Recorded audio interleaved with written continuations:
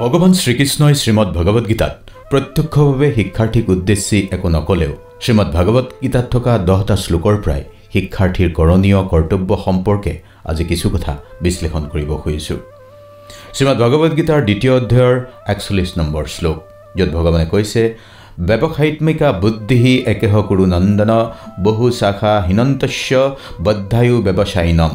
অৰ্থাৎ এই শ্লোকৰ অৰ্থ হে কুৰুনন্দন, যিসকলৰ বুদ্ধিমত্তা একক পথত কেন্দ্ৰীভূত আৰু তেওঁলোকৰ লক্ষ্য সুনিৰ্দিষ্ট আৰু বুদ্ধিমান, অস্থিৰ চিত্ত ব্যক্তিসকলৰ বুদ্ধি বহু শাখা বিশিষ্ট আৰু বহুমুখী। এতিয়া এই কথাখিনিৰ যদি ব্যাখ্যা কৰা যায়, ভগৱান শ্ৰীকৃষ্ণই অৰ্জুনক কৈছিল একক লক্ষ্যত বা এটা সুনিৰ্দিষ্ট পথত অগ্ৰসৰ হোৱাটো বুদ্ধিমানৰ কাম। এতিয়া শিক্ষাৰ্থীসকলৰ পঢ়া জীৱনত লক্ষ্য সুনিৰ্দিষ্ট হোৱাটো উচিত। যদি এটা লক্ষ্যৰ পৰা আন এটা লক্ষ্যলৈ ধাৱমান হৈ থাকে, তাৰ মানে তেওঁলোকৰ চিত্ত বা মন অস্থিৰ বুদ্ধিৰে বহু শাখা বিশিষ্ট কাম বা লক্ষ্য পূৰণত লাগি থাকিলে এনে এক লক্ষ্যত উপনীত হ'ব য'ত শিক্ষাৰ্থীৰ নিজস্ব ব্যক্তিগত পছন্দ অপছন্দ হয়তো নাথাকিব। সেইকাৰণেই এই শ্লোকৰ পৰাই এটাই গুৰুত্বপূৰ্ণ শিক্ষা শিক্ষাৰ্থীৰ বাবে যে শিক্ষাৰ্থীয়ে জীৱনত স্থিৰ লক্ষ্যত উপনীত হ'বলৈ যথাসাধ্য কষ্ট পৰিশ্ৰম কৰি আগুৱান হ'ব লাগিব। এতিয়া কেৱল লক্ষ্য স্থিৰ কৰি লৈ শিক্ষাৰ্থীয়ে আগবাঢ়িলেই নহ'ব, তাৰ কাৰণে সুনিৰ্দিষ্ট আঁচনি বা কৰ্মসূচী হাতত লৈ আগবাঢ়িব লাগিব। মূল কথাটো হ'ল শিক্ষাৰ্থীয়ে লক্ষ্যত উপনীত হোৱাৰ ক্ষেত্ৰত যাতে উদ্বেগ ল'বলগীয়া নহয়, তাৰ বাবে ভগৱান শ্ৰীকৃষ্ণৰ কিছু উপদেশ আছে। সেই উপদেশ আছে শ্ৰীমদ ভগৱত গীতাৰ 6ষ্ঠ অধ্যায়ৰ 16 আৰু 17 নম্বৰ শ্লোকত। অধিক ভোজনকাৰ নিতান্ত অহনাহাৰী অধিক নিদ্ৰাপ্ৰিয় আৰু নিদ্ৰাশূন্য ব্যক্তিৰ যোগী হোৱা সম্ভৱ নহয়। আৰু 17 নম্বৰ শ্লোকতো ভগৱান শ্ৰীকৃষ্ণই কৈছে যিজনে পৰিমিত আহাৰ আৰু বিহাৰ কৰে, পৰিমিত প্ৰয়াস কৰে, যাৰ নিদ্ৰা আৰু জাগৰণ নিয়মিত, তেৱেই যোগাভ্যাসৰ দ্বাৰা সমস্ত জড়জাগতিক দুখৰ নিবৃত্তি সাধন কৰিব পাৰে। এই দুয়োটা শ্লোকৰ ব্যাখ্যাখিনি যদি এজন শিক্ষাৰ্থীয়ে আয়ত্ত কৰিব পাৰে, তেন্তে জীৱনৰ বহু কথাই সহজ হৈ পৰিব। কথাটো হ'ল শিক্ষাৰ্থীয়ে ভোজন নিদ্ৰাৰ ক্ষেত্ৰত সমতা ৰক্ষা কৰি চলিব পাৰিব লাগিব। অধিক ভোজনে নিদ্ৰা আনিব, অত্যন্ত কম খালেও স্বাস্থ্যজনিত সমস্যা হ'ব। গতিকে এক বেলেঞ্চ ডায়েটৰ অভ্যাস ছাত্ৰাৱস্থাৰ পৰাই কৰিব লাগিব। তাৰপিছত 17 নম্বৰ শ্লোকত ভগৱানে কৈছে যোগ সাধনাৰ কথা, লগতে পৰিমিত আহাৰ বিহাৰ কৰাৰ কথা কৈছে।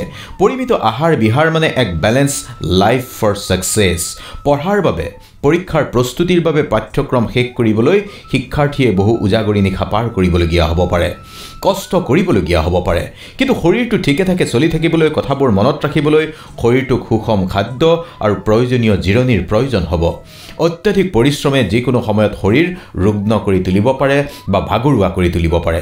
সেইকাৰণেই শৰীৰটো যাতে ঠিকে থাকে তাৰ বাবে নিয়মিত যোগ সাধনা বা শৰীৰৰ সাধনাও কৰিব লাগিব। আচলতে শ্ৰীমদ ভাগৱত গীতাৰ বহুকেইটা শ্লোকত শিক্ষাৰ্থীৰ জীৱন আলোকিত কৰিব পৰা, মানে পোহৰাই তুলিব পৰা বহুখিনি কথা আছে। প্ৰশ্নটো হ'ল শিক্ষাৰ্থীয়ে যাতে অধ্যয়নত পূৰ্ণ ৰূপত মনোনিৱেশ কৰিব পাৰে, তাৰ কাৰণে কি কৰিব লাগিব। সেই বিষয়ে ব্যাখ্যা আছে শ্ৰীমদ ভাগৱত গীতাৰ 6 নম্বৰ অধ্যায়ৰে 19 নম্বৰ শ্লোকত। অসমীয়াতে কৈছোঁ, বায়ুশূন্য স্থানত দীপশিখা যিদৰে কম্পিত নহয়, চিত্তবৃত্তিৰ নিৰোধ অভ্যাসকাৰী যোগীৰো চিত্তও তেনেকৈয়ে অবিচলিত থাকে। এই শ্লোকটোৰ অৰ্থ এনেকুৱা, য'ত বতাহ নাথাকে তাত চাকিৰ পোহৰত কম্পন দেখা নাযায়, মানে চাকিৰ পোহৰ শিখা লৰি নুঠে। আৰু সেইদৰে য'ত মন স্থিৰ থাকে সেই স্থানত মনোযোগ থাকে। বতাহ নথকা ঠাইত যিদৰে পোহৰৰ শিখা কম্পিত নহয়, একেদৰে মন যেতিয়া স্থিৰ হৈ থাকিব পঢ়াটো মনোযোগ আহিব। গতিকে এজন যোগীৰ দৰে শিক্ষাৰ্থীয়ে যদি অভ্যাসৰ দ্বাৰা মন স্থিৰ কৰি ল'ব পাৰে, তেতিয়া সফলতা লাভ সহজ হৈ পৰে। কৰ্মণ্যে বাধিকাৰাস্তে মা ফলেষু কদাচনা মা কৰ্মফল হেতুৰ্ভু মাতে সংগুষ্ট কৰ্মাণি। অৰ্থাৎ নিৰ্ধাৰিত কৰ্মতহে তোমাৰ অধিকাৰ আছে, কৰ্মফলত কেতিয়াও অধিকাৰ নাই। গতিকে আসক্তি ৰহিত হৈ স্বধৰ্ম আচৰণ কৰা। শ্ৰীমদ ভাগৱত গীতাৰ 2য় অধ্যায়ৰ 47 নম্বৰ শ্লোকত কৈছে ভগৱানে কৰ্ম কৰা, ফলৰ আশা নকৰিবা। এই শ্লোকটো খুবেই জনপ্ৰিয় আমাৰ দেশত। যো বয়েগা वही পায়েগা, সুখ দুখ হে কিয়া ফল কৰ্মকা। কথাটো হ'ল কৰ্ম কৰি যোৱা, ফলৰ আশা নকৰিবা। শিক্ষাৰ্থীয়ে ফলৰ আশা নকৰিলে কেনেকৈ হ'ব?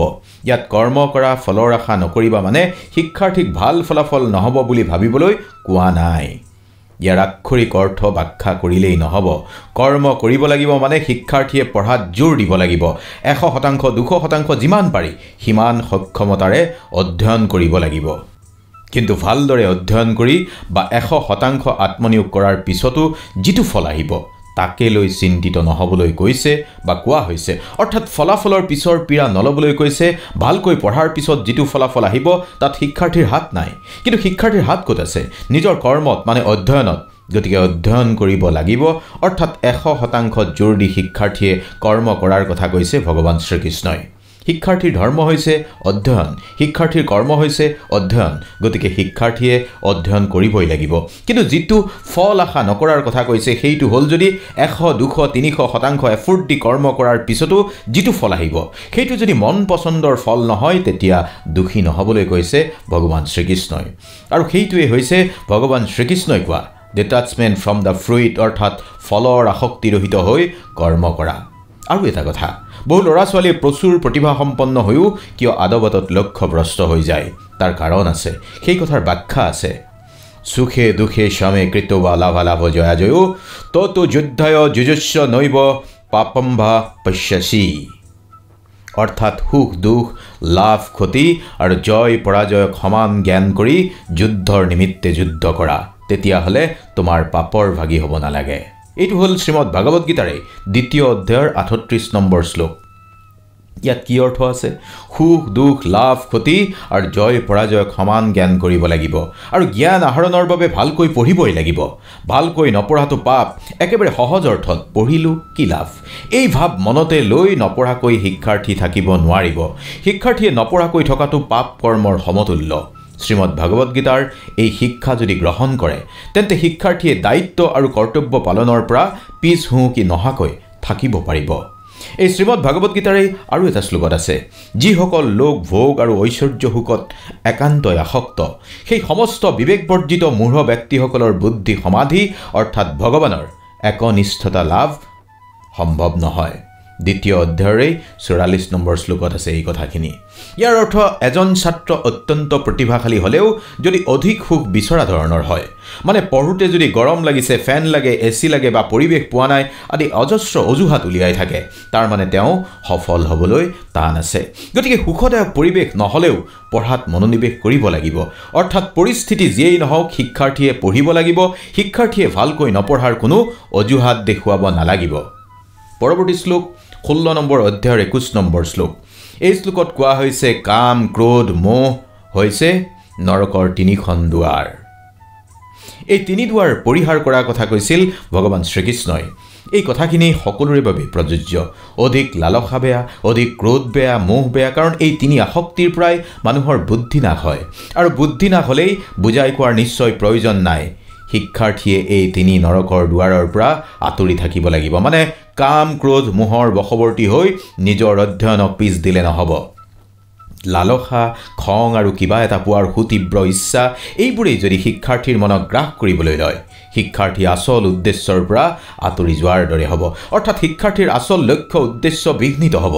আৰু আটাইতকৈ দৰকাৰী কথাটো হ'ল শিক্ষাৰ্থীসকলক কৈছোঁ শ্ৰীমদ ভাগৱত গীতাৰ 2য় অধ্যায়তেই ভগৱান শ্ৰীকৃষ্ণই কৈছিল পৰিৱৰ্তনেই জগতৰ নিয়ম। পৰিৱৰ্তন সকলোৰে জীৱনত আহিব। পৰিৱৰ্তন গ্ৰহণ কৰিব পাৰিলে জীৱন সহজভাৱে গ্ৰহণ কৰিব পাৰিব। শ্ৰীমদ ভাগৱত গীতাৰ 2য় অধ্যায়ৰ 14 নম্বৰ শ্লোকত আছে, সুখ দুখ আচলতে জীৱনত শীত আৰু গ্ৰীষ্ম ঋতু অহা যোৱাৰ সমান। এই ভাৱনাবোৰ কেৱল ইন্দ্ৰিয়ৰ দ্বাৰা উৎপন্ন হয়। সেয়ে মনুষ্যই ধাৰণা দুটা সমান ৰূপত চাই সহ্য কৰিবলৈ শিকিব লাগে। কথাবোৰ ঠিক তেনেকুৱাই। আমাৰ জীৱনত যদি দুখ নাথাকে সুখৰ অস্তিত্বই বা ক'ত? গতিকে আজি যদি গভীৰ দুখৰ আন্ধাৰ, কাইলৈ আহিব সুখকৰ এটা শীতল পুৱা। এই ধৰণেই যদি আমি জীৱনটো আগুৱাই নিওঁ কেনে হ'ব ভাবক। শিক্ষাৰ্থীসকলক আকৌ কৈছোঁ, পৰাজয়ক কেতিয়াও ব্যক্তিগতভাৱে হৃদয়ত লগাই নল'ব। জয় যদি জীৱনত আছে পৰাজয় থাকিব। পৰাজয় মানে এটা শিক্ষা। এই শিক্ষাৰ পৰা জ্ঞান লৈ জীৱনত আমি সকলোৱে আগুৱান হ'ব লাগিব।